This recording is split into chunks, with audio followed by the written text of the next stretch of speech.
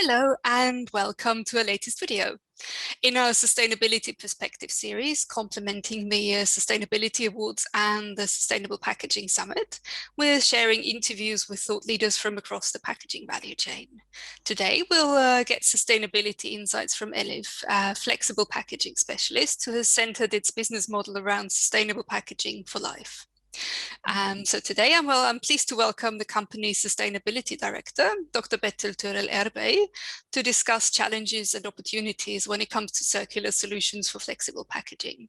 So yeah, welcome, Dr. Erbay. Thank you very much for taking the time to speak to us today. Thank you so much, Elizabeth. It's a pleasure for us. Great. To start off with I'd be interested to hear, how would you identify the main challenges when it comes to making flexible packaging truly circular? Actually, our packaging is part of the solution for future challenges. And the biggest challenges for sustainability is so far having various processes like collection, sorting, and sorting the packaging waste and how to include them into the circular economy. So this is the biggest part, actually. Mm-hmm. And there are lots of examples, actually, in Europe-based, we can say. And some of them are really doing their jobs in good manner, but some of them are still needed to be improved, or the collection facilities need to be, the number of the facilities need to be increased. And additionally, some of them are higher cost still. But it needs to be in lower cost because the sources are limited, as you know. And if you want to do something as business, it should need to be more by the source and need to be more lower prices. So you should support all the product groups or converters to support this recycling opportunities. I think in the future that with the investment of the facilities, with increasing the circular economy and the mentality changes, I think it will be much more. But still, you know, single-use plastics are in still high demand. But for Elif side, what we are doing for single-use plastics or for all the other plastic structures, we are trying to support the circular economy and trying to make our products to be fully recyclable structure. And we are also making collaborations with our customers and suppliers how we can improve this recyclability structures. Yeah, that's some really interesting points, and I am looking forward in the course of the interview finding out a bit more about all of this and delving a bit deeper. So yeah, I was wondering what steps have to be taken to design solutions that work for mechanical and or chemical recycling? In our point of view, some of the groups are telling that only chemical will go, but some of them are saying that mechanical will be staying. But in our point of view, when we think about technically and also when we check the sources in worldwide, in our opinion, both mechanical and recycling, chemical recycling will be on the way. Because in some cases you are having or reaching good available products which can be mechanically recycled. In this case, you don't have to use chemical recycling. So for sure, mechanical will be okay, and it will be easy for processing, and for the life cycle assessment issue, it will be much more feasible. But on the other hand, when you come through the food packaging applications, for sure, right now, mechanical will not be enough. It needed to be supported with good grades, because if you want to use recyclable structures, recycle content, and go through the chemical recycling, the grades that you should need to get should be as perfect grades as it can. And also the materials in these products need to be so pure and so safe. So chemical recycling will be the way to go, especially for food packaging or packaging who is needing much more sensitivity. But different product ranges, different product groups, and the availability, both of them should go. And everybody in the world, for collectors, sorters, governments, need to support both of these technologies. Absolutely, yes. It seems like a good plan to have mechanical recycling where possible, but where needed, chemical recycling. Absolutely, yes. You mentioned before that you do a lot of collaborations, and I was wondering on a general level, what role can collaborations play to further the circularity of flexible packaging? So we should do this together. This is not only Elif, this is not only Europe, so worldwide, this is a general problem. So even the producer, even the recycler, converters, brand owners, consumers as us, all of us need to do something and take our roles as perfect as we can.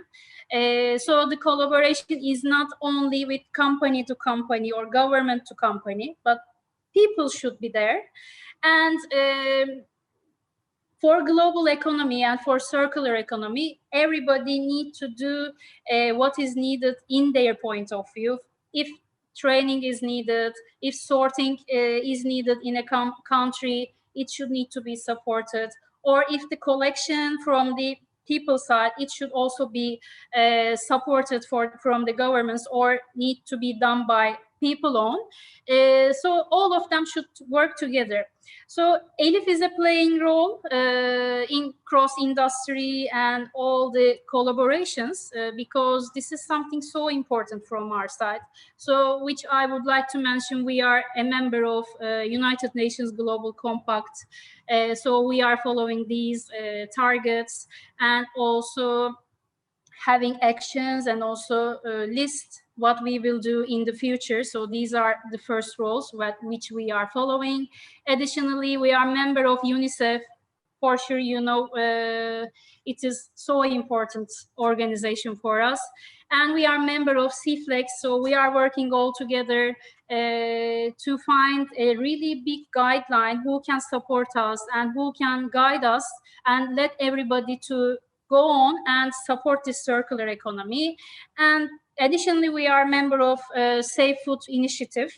So in every different segment, we are trying to do something as Elif because this is the important part for collaboration. And finally, we were following, which is also taken a sustainability award at 2019, Holy Grail 2.0, so initiative. So we are also a member of this.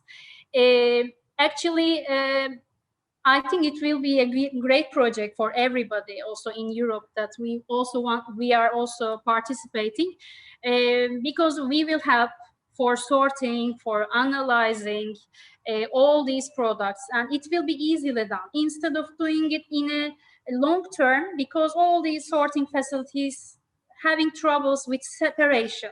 But if we support this separation, afterwards, I think it will be much more easy to go and easy to process it again and use it again. So I think this will be one of the leading projects from our side. So let's see, we will see the results, and I think everybody probably will support this and be one of the part of that project. Yeah, it's definitely great. There's so many projects on this subject, and yeah, we'll also be watching this space, obviously, and hopefully be able to report on great results. I think so. And yeah, I was also wondering, what role would you say can biomaterials play on the journey towards full circularity? You know, normally till now, fossil-based products are used, but the source is limited anyway. And additionally, it has a carbon emission rate. This is one of the points. And additionally, the source is limited, which is also the important point. That's why if there will be a possibility, as we know, there are lots of products, and we also have a couple of them. If you could reach those products, because polymeric materials or bioplastics will be living also in the future, so we will use it. If we use it in a proper way, for sure we will be using. But instead of using a fossil base, if you have chance to go with the renewable sources, this is one of the biggest opportunity for us, because you will have a dedicated area then, and you will grow it again and again, like forestry, which is also maybe a sample, but this can be done especially for other type of products. I think it will be also a point for sustainability, because then you will, in an area, you will grow it again and again, but not going through the food chains, not affecting on the hunger or something, but a limited or corrected and controlled area. I think it will be a big opportunity for everybody. So with this mentality, Elif actually produce two different products, which I would like to mention. Which one is from sugar cane. So sugar cane, much more in different countries it was growing, but you are achieving a really good grade polyethylene from them. So as a polyethylene producer and a flexible packaging company, we have a chance to use it in different ratios, and also supporting this renewable source. And additionally, during growing of this sugar cane, you are also decreasing the carbon emissions. So it is supporting with this air and the limitation of the carbon emissions. I think this is one of the good points. And additionally, for compostable side, this is one another. So I would like to also separate bioplastic here, which is related to sugarcane, and then P goes, and the other ones as a compostable structure, like starch base, potato base, some different structures. So we are also having ability to do supporting, and also for compostable streams. We are willing to support and let some countries or organizations to go with compostable structures. Some exciting developments there, definitely. I was also wondering, on a sort of more general level, how does Elif work to design circular solutions for flexibles? Do you have any examples of any recent innovations you can give me? Actually, we have launched our Elif Sustainable Eco Solution series. So we divided this as ecocyclic versions, like recyclable product group, but different structures. The other one is eco-friendly group, which are compostable as biodegradable segment, and sustainable printing solutions. So we divided the segmentation. So this is the beginning what we have done. And I would like to give you samples about sustainable printing first, then maybe a sustainable recyclable structure, which is one of the important parts. Especially for printing side, we have a technology. We named it as Elif Hybrid. So this is a technology like a flexo technology, but the printing methodology is totally like offset based, and the printing quality is really high level. You don't use solvent based things, so you don't even have to use solvents, and the evaporation of the solvent, collection of the solvent is eliminated in this case, and you are using electron beam curing technology in this one, and it is helping you to make these setups as short as you can. So this is one of the biggest part for sustainability. You will do the production in a short period, and you can support your customers for short runs, because the changeovers are less, and you can easily change the design to design, and especially for customization, that you can do different designs at the same time, so you are gaining the time. So this is one of the sustainable solution from printing side, which we would like to express. And one another is Elif ProLite. This is also one of the finalists for Sustainability Awards also. Let's cross the fingers. Yes. For ProLite, especially I would like to mention for different structures, especially food packaging, pet food packaging, or some structures which are laminated. Some of the structures, like different families are used, like PET, aluminiums, PE, but they are in different families, and it is not so easy to make the recyclability of those products.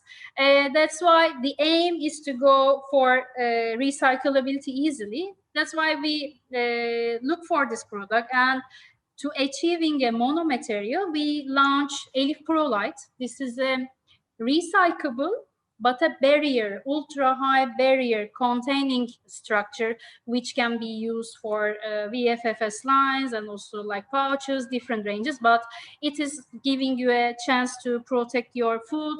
It is having an oxygen and humidity barrier as much as it can, but the structure is totally, the one that we have launched is PP based. So it is monolayer PP.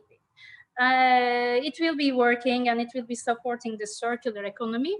But this is not the least. So we have more, but we are always aiming to support recyclability and circular solutions. Great, yeah, that was a nice overview. Thank you very much. And yeah, finally, I was wondering, Elif has set itself the motto "Sustainable Packaging for Life."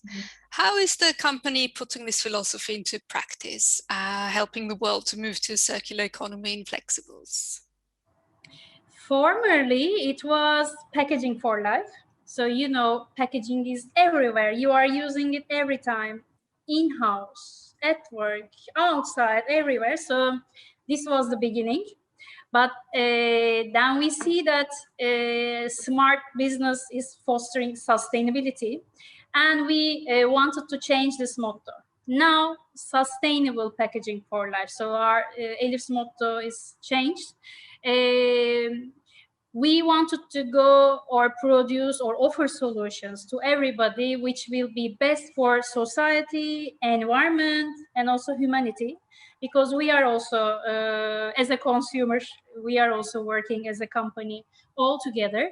And as we are always telling, sustainability is part of our DNA, part of Elif's DNA, and consequently, business is really packaging for life because it was everywhere. And for different factors like cross industry, like monomaterials, and also our packages, and the package is reaching to millions of people. That's why we should need to take this social responsibility.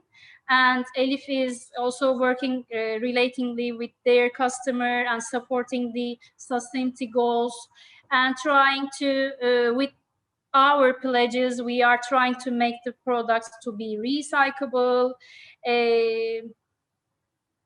and bio-based, even biodegradable, even recyclable solutions like our high performance PE, laminated structures, even high barrier laminated structures.